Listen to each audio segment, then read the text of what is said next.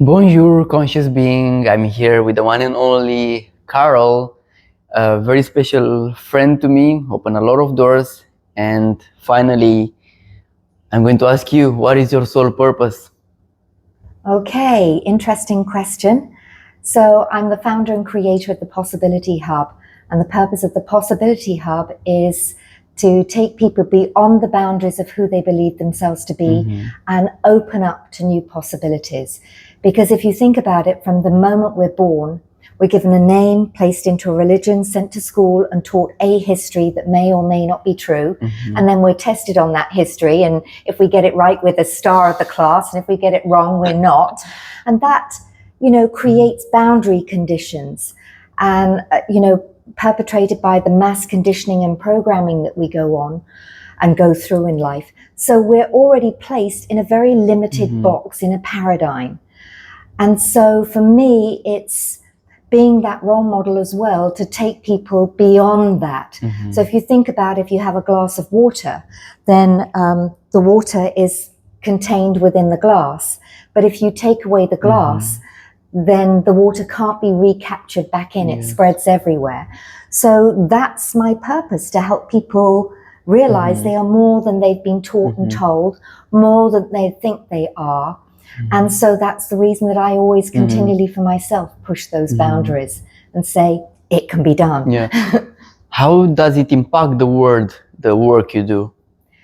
It impacts the world because instead of people living a smaller life within this paradigm, they realize the masters, the gurus, the avatars, the rishis, the brilliance of who they are. Because as you evolve, and particularly as you become aware of more of who you are and repair your DNA, then that stream of consciousness that is currently turned off, they say that almost 90% of the stream of consciousness that should be available to us, that would enable us to remember who we truly are, that brilliance, is on the off switch. And as our DNA gets further distorted, because DNA and consciousness are linked and hardwired together, then we can't remember who we are. And then you see people just going through the 9 to 5 and wondering what really is the purpose of this life. And then people talk about reincarnation. Then what's the purpose of that if you come back into a life and the memory is turned off? You're just like a hamster on a hamster wheel.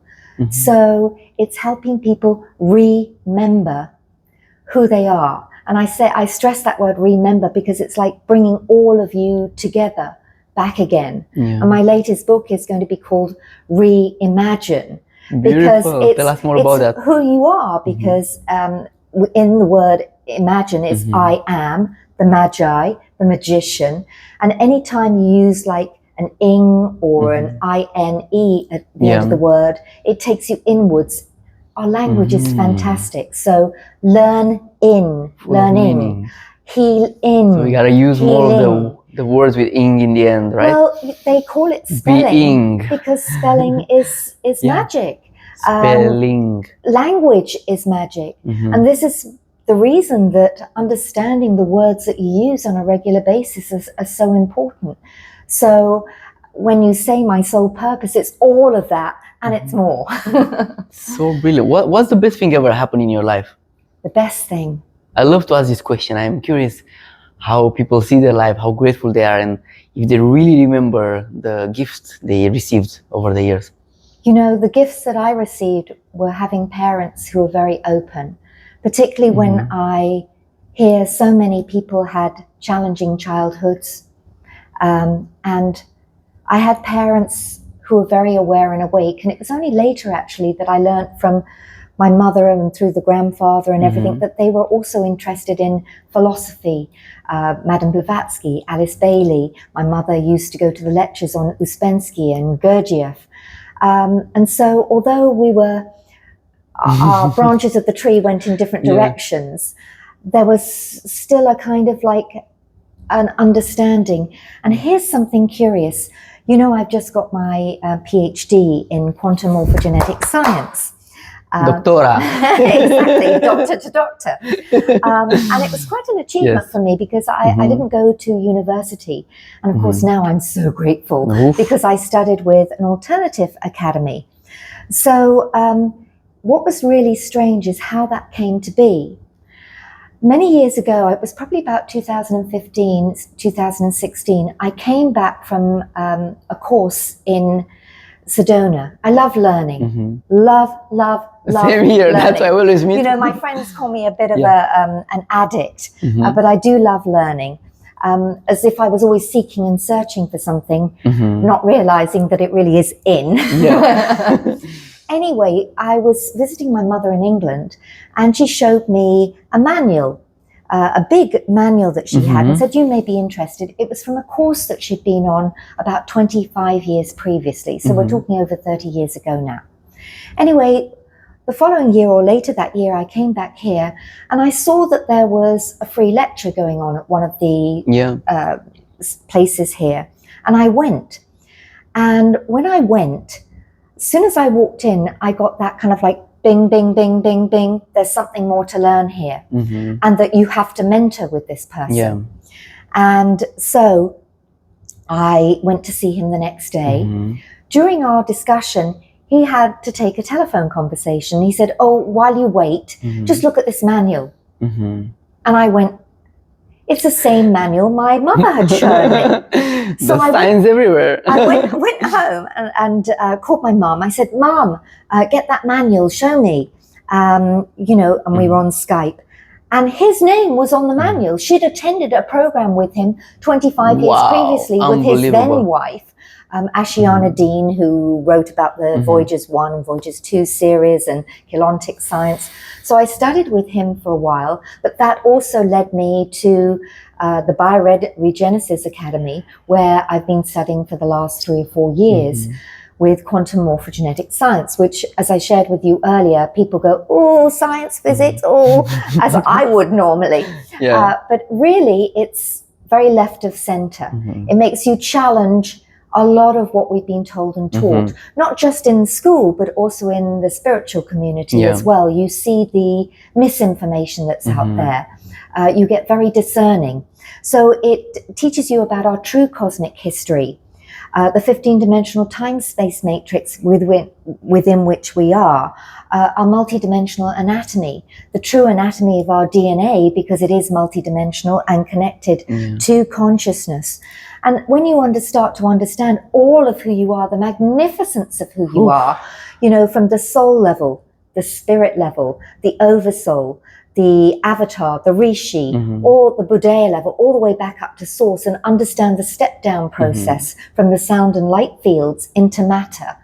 And you realize that only a portion of our consciousness, a really small portion of our consciousness, is stationed in this identity. And of course, we have many probable lives living in many different other timelines. You understand your life and your purpose from a completely different level. So, you know, you've always got something to tap into when you realize the game in which we play, that we are within a frequency fence. And, you know, if you really want to create, then it's creating above the matrix, above that frequency fence, and not being pulled into the control systems, the mass programming, the mass conditioning. So when you talk, sorry, that was a long answer. It would have been, you know, the impactful experience of my life. You know, having been such a seeker and a searcher, I'm glad, because it took me in many different directions where I partly found what I was looking for, but not always. But it always pushed me to be more. Like, you know, I have no regrets about being a master NLP trainer with timeline therapy and hypnosis. I'm a master firewalk instructor. Master firewalk instructor. You know, have you seen that? Master firewalk instructor. You know, I love that. It pushes people's beliefs, because when people come to an experience like that, they go, impossible. Yet, Victor, within a few short hours, people are walking back and forth along those coals and feeling empowered. I've seen young children. You help them find the power inside them. Yes, and for many people, not all, for some people it's just a good party story. For others, It's a pivotal point in their life because it begs the question, if I can do that, something that I've been told is impossible, what if I can heal myself? What if I could be the entrepreneur that I want to be? What if it opens the door to new possibilities? And this is the reason that I like to push my boundaries. As you know, I'm 7 months into my transition to source feeding. This is a special one. This is a really special one that I would love to give it a special attention. But let's go down the time. What brought you to Dubai and when was that? Gosh, I'm embarrassed to say this is a long time ago. I've been here over 30 years. Let's just leave it at that. Look, I came here because as many people, we have ups and downs in life. And you talk about pivotal moments, which sometimes seem like the worst experiences, but can be the best experiences. So I was in a long relationship with who I thought was the love of my life. Amazing relationship. We traveled extensively. We traveled for 2 years around Europe together 24/7. It was amazing. But it came to an end. And when it came to an end, I was devastated. And it's one of those times in life, and I'm sure you've had them, Victor, you know, when it truly is devastating and it's sink or swim. Yes. And you go down that rabbit hole to the lowest point where, you know, it is, well, do you want to sink or do you want to swim? And I even remember being sort of curled up in my room in England when I thought it is sink or swim time. And I decided I was going to swim. But I decided if I was going to swim, it would be somewhere else in the world. Now, some people will call that escapism. Also, you know, it's an opportunity to reinvent yourself. And a decision, you know, when we're in that in-between sink or swim, a decision really flips the switch. So these were the days before the internet or mobile phone. So, you know, I wrote to everybody I knew overseas. I went to auditions because I was also a semi-professional dancer, but I also worked in business as well. I didn't know that part of yours. No. Well, this is why you see me go upside down on a hoop, and I love aerial because it has that Cirque du Soleil, you know, artistic feel about it. I love it. And yoga and freedom and things. So I did everything and wrote to everybody I could possibly think of. And I remember saying to my mother, I've done everything I can. I don't know what else to do. And she said to me, Victor, she said, if you're sure you've done absolutely everything, then allow the universe to respond. And sure enough, in 3 weeks, I got 2 offers overseas. And one of them was in Sharjah. I'd never heard of it. I was like, where's that? So I opened the book and I looked at it, and here was what I thought. Opportunity to reinvent myself because nobody will know me. But also my view was, if I don't like it, I can go home. Anytime. And here I am. Unbelievable. Here I Beautiful. am. And, you know, like anywhere in the world, you can have your ups and downs. You know, however, this place, I've seen it grow tremendously from like a village to a town to a city. When I used to go home in the summer months to England, people would go, Dubai, where? Or Sharjah, where, what? And that, you know, then it became, you know, you'd see people from here, you know, in England, they'd go there during the summer months and look at all that we have here in such a short space of time. You know, I love going hiking and the wadis, there's a magic there. It's a very different beauty from our countries where it's green and lush. Here it's a very different beauty. But a very powerful experience when you go hiking. You know, 20 minutes I can be at the beach. I'm not a big fan of cold weather, so I love the colour purple, but my skin goes purple when I get cold. So I love purple, but not when my skin goes purple. So I love the warmer weather. We can be on the beach. There's, you know, when people say, where next, Carol? It's such a hard question to ask and answer because I love many other places. I love traveling, and I've had the gift of traveling extensively in my seeking, searching, learning phase. And yet I still think this place has a lot to offer, a lot to offer in a very small space and It's like a place. center where Yeah. people somehow seek awakening, and it's a massive concentration of Yes. people like us that we hold the space for this Yes, transformation. it's as if we're holding a grid Yes. around this space and place and expanding that grid as we see other areas in this region open up as well. When I think of like the restrictions when I first came here, and I also worked for a music company, so half the music we bought in, you know, we had to use a marker pen, or that song had to be deleted, you know, all the magazines, there was someone with a marker pen blacking it out. Has it changed tremendously? And how liberal they are and how respectful they are of different cultures and different religions here, that I really honor and feel very privileged to live in a space and place that allows other people with different beliefs to flourish. And yet we should also remember we're guests. We are guests here. Yes. And so we also need to respect their culture. Yeah. So yes, I that's how I came to be here. And like any place, you can have good and bad experiences, and I've had my fair share of, you know, the good, the bad, the ugly. Yet I would say, again, because of my nature and because of what I teach and what I've shared, you know, I always look at or request people to be like a quality shopper. You know, when you go to the supermarket or you see the fruit and vegetables, not that I do very often these days as a Breatharian. It's a real treat to go to the supermarket. It's like, what's new? But you look for what's ripe and healthy. Yeah. However, we, again, are being conditioned to see what's wrong rather than what's right. If you have a job, you'll notice when you come in late or leave early. You know, people notice when you do something wrong rather than when you do something that's right.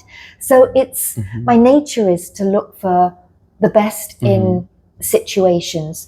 Yet, you know, hey, people do, when you see something that you don't like in another person, remembering it's a reflection of you, and it also can act as a wonderful trigger to self-discovery. And you know this from family constellations. Learning every day. You know, oh, my parents trigger me. And it's like, great.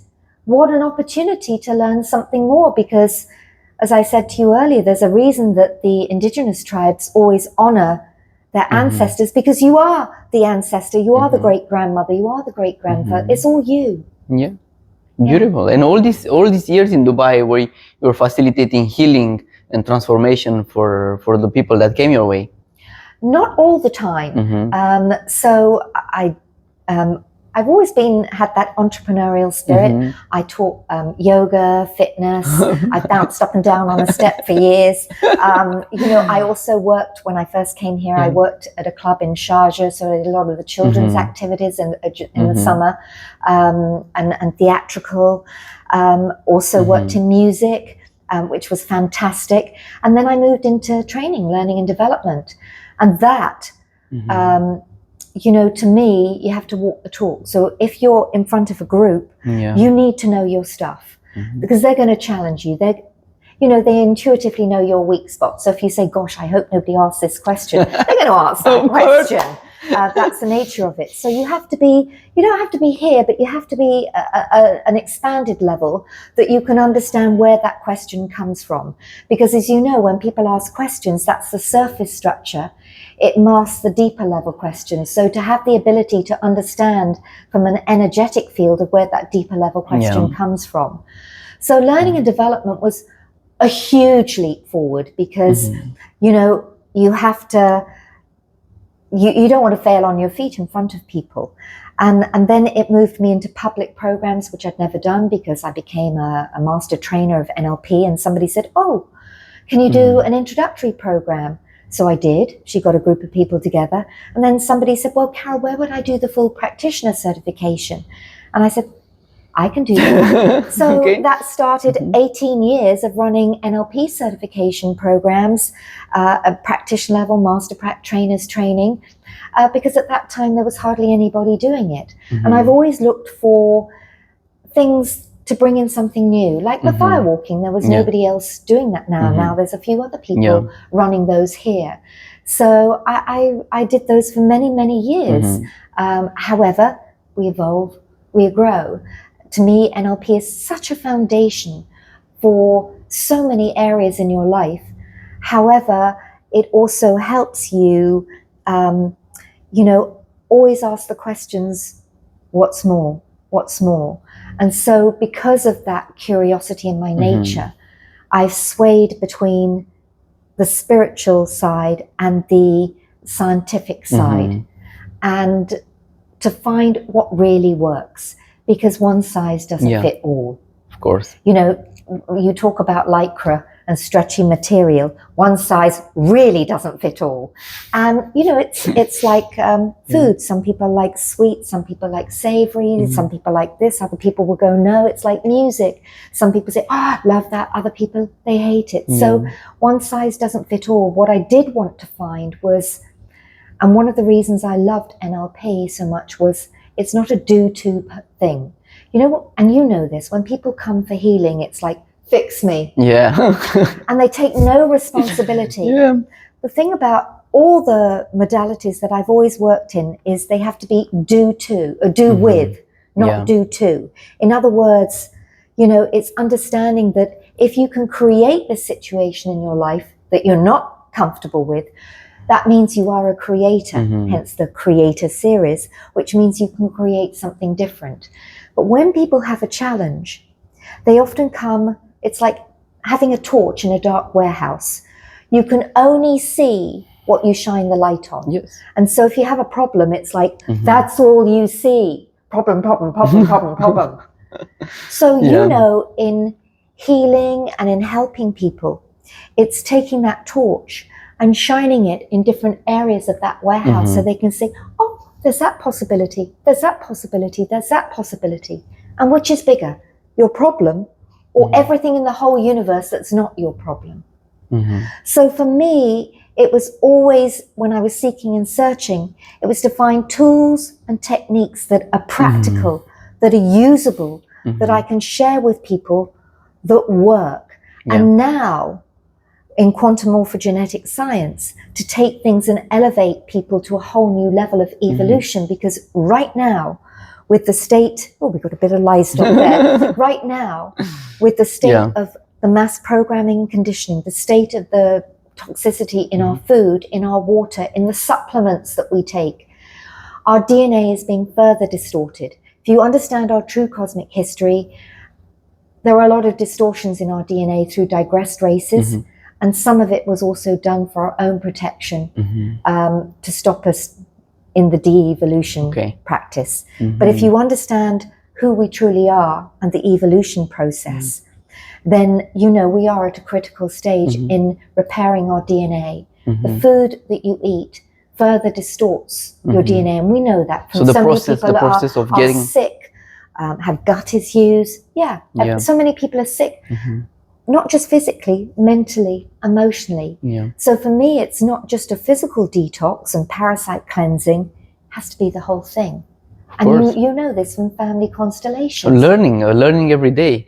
So how do you get the people to transform their DNA? So one of your main tools nowadays, after you studied all the plant medicine and all the normal psychological psychotherapy, you got to a level of transforming the body by slowly removing the physical food. Tell us more about that. I'm so curious. Unbelievable. How many months now? I'm about 7.5 months in. 7.5 months, no food. And look, well and healthy, slim, and healthy. What I can say, because we didn't meet for quite some time, I think from before even I started the Breatharian life. Yes, it was a couple of years ago, wasn't it? I can tell 100% that you reverse age. And the tone that you have. Oh, look at this! You can probably see it through this. But if I flex, look. Yes. But this was also because I do aerial and I needed to pull myself up. So even if you don't eat at all, you still do your aerial, you still do your exercises, and the body is regenerating. Funnily enough, when I go to my, I started personal training because I was slim anyway, as you know. But when I took this path, here's the funny thing. I lost a lot of weight quickly, so your skin goes loose, and you know I'm a little bit older as well. I needed strength, so I needed to bulk out to do this. But I did lose a lot of weight. And what was funny was, you know, you use a lot of mental agility to nourish yourself, because we're nourishing ourselves from prana.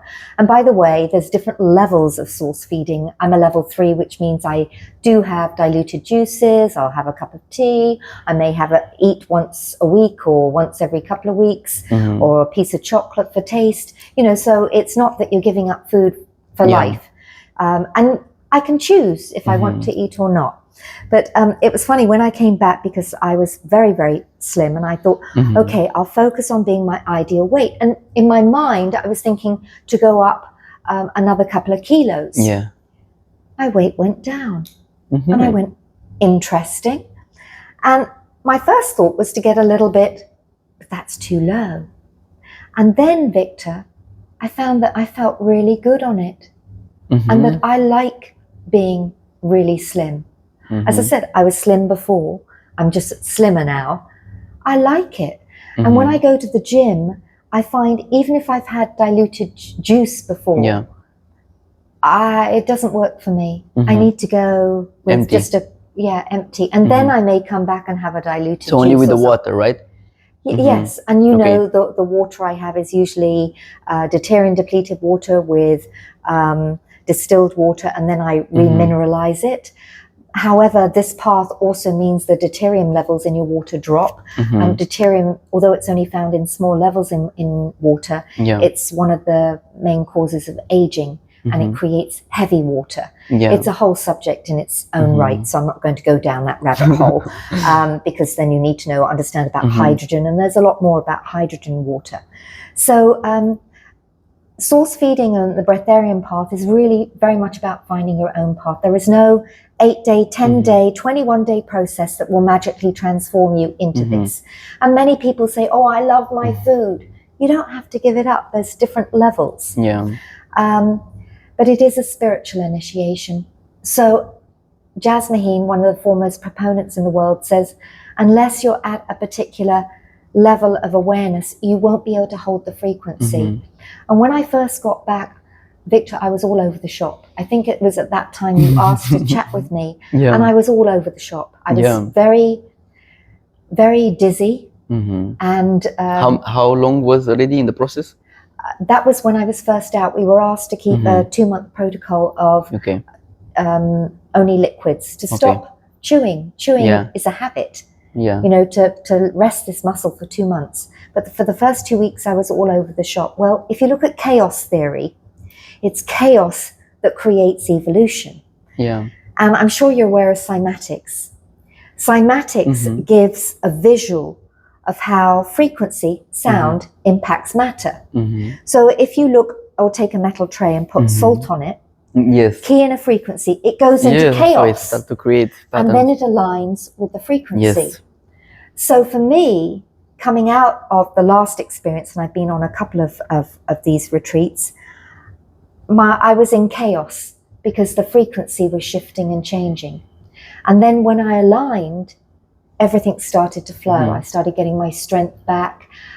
Whereas most people, when they fast, they feel, or if they do a water fast, they feel more energized. I didn't. It took a while to get there. And now every week I do a dry fast. During the last program, we did 4 or 5 days of dry fasting. So I laugh when I read these books that say you'll die if you don't have water for 3 days. So did you do more than 3 days? I did 4 or 5 days, I think, yes. And as I said, once a week, because your body it's made up of water. This is unbelievable. So all of those that you think, oh my God, I'm going to die. First, without the food, you will not die. It's already proven. A lot of people, they are over 18 years down the path without food. Then water as well. So we have here Carol, that she did more than 4 days without any kind of water and was perfectly fine. Yeah, because your body then starts to release its own endogenous water, natural living water. So when you water fast, your body still has to deal with the toxins in the water.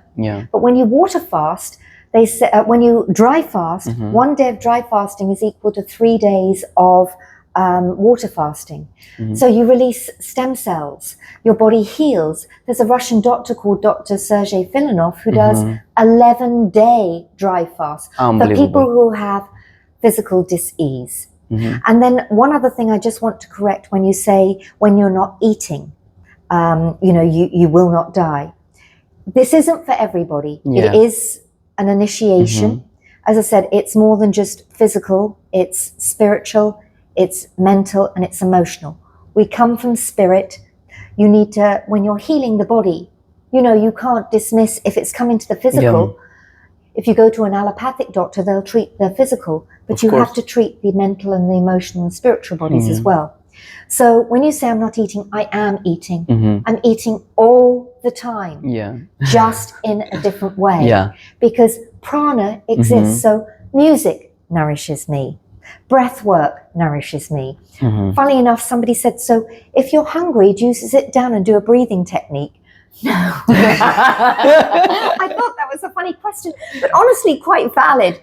People do have, weird questions. A friend asked me the other day, Carol, do you ever poop? But those are the things people want to know. And so you are nourishing yourself. It's my meditation. Do I have a particular practice? When I go hiking, I'm like so looking forward to going hiking because it's nourishing. Sun gazing, solar prana, going to the beach. It's all What is the one element that charges you very fast? To be solar gazing. Yeah, that's my favorite. Beach, one of the favorites. But here's the other thing, Victor, that's changed. I'm a bit of a loner. So I love being, I'm a professional speaker. So I love sharing my knowledge and wisdom with big crowds. The bigger, the better. So when people say, we've just got a small group of 10, that's fine. Or if people say there's hundreds, Carol, are you going to be okay with that? Yes, please. So one of the things I found is being a loner, that I love being in the energy of like-minded people. It energizes me, it nourishes me. So instead of depleting me, and I learned that many years ago when I was running the NLP certification programs, because they were 7 days, 12 days. They were long programs and they were very long days, that honestly, I could carry on all day, all night. But when I came home, I wanted to be alone, and that's when I would recharge my batteries. So that's kind of like an introverted way to recharge your batteries. Other people, it's like, get me to a party. That's how they energize themselves. For me, I've noticed that when I am around people, I feel more energized when I'm around like-minded people. I can manage my energy. I can relate to that. And then I went into Victor. I went into, does that make me the energy vampire? And it's like, no. Hopefully, because again, most of us are not aware of energy. You are, but when you go into a room and you get, there's a bad vibe here, or there's a good vibe here. All organisms read energy. It's just that we've got very lazy about reading energy, but we know when you meet people, if there's it's off. However, I remember one healer saying to me when his gifts first came in and he was aware of what was wrong with everybody, and he'd walk by somebody and he'd know that they had a problem with their liver or kidneys, and he'd go up and say, hey, do you know you need to, and they'd go, they'd tell him where to go. I don't want to be rude on camera, but they'd tell him, who are you to tell me? So he realized that he couldn't say that to people. They don't want to hear it. However, what you can do is, this is like being the role model, checking your energy before you speak or go into anywhere. Is it going to lift the crowd or is it going to deplete the crowd? It all starts with you. It's all you. So, can you impact people by your very presence? And think of the word, we were talking about language, presence, gifts. Who doesn't love a gift? Who doesn't love a present? Of course. Be that present. Be that gift. That's how it works. Yes. And again, think about, again, most people are not present because the phone takes us away from being present. And how do you feel when somebody's speaking to you and they're on their phone? So when you came in and we started speaking, I said, I just need to one response, because else I'd be doing I respected that. Thank you. Wouldn't be nice. It's rude. It is. It's rude. So we have to have some boundaries. Yes. What is the plan now for all those listeners that they are now intrigued, they would love to be on this path, they would love to be facilitated into awakening, how could you assist with this? Are you planning to create groups? Are you assisting individually? What is your offering? Okay, so you already know I do a number of very different, diverse things, Yes. from Kambo sessions to breath work. But obviously my main role is as a teacher and to share what I've learned. So at the moment I'm developing the Creator Series, and within the Creator Series, the first level is the Genius Mindset. You've got to be able to master your mind and mentally be able to detox. Yeah. However, I would like to, if people feel they've already passed that phase, when I talk about quantum morphogenetic science, and having been studying it for so many years, people don't know what it is. They don't understand their multidimensional anatomy. And that when you realize you're the avatar, the master, the guru, the rishi, all that and more, it's how do I tap into the other areas of consciousness that are stationed into other identities and bring more of who I am into now. So that's my offering, to take people through a 6-week program to expand, to evolve, to be more of who they are. And part of that is in my book, which should be out in the next, I'm self-publishing, so I don't have to wait too long. So it'll probably be the next 6 to 8 weeks, I would imagine. When I put my mind to something, it's quick. And also I'm very open to people say, well, Carol, there's a group of us and we really want to sort of really go into physically detoxing from the parasite level and everything. We can go through that if people are at the mental detox level. However, I'd like to give them the bigger picture first, because when you understand the magnificence and the brilliance, that's reimagining you. That is opening the door to new possibilities. Looking forward the programs. This is really super interesting.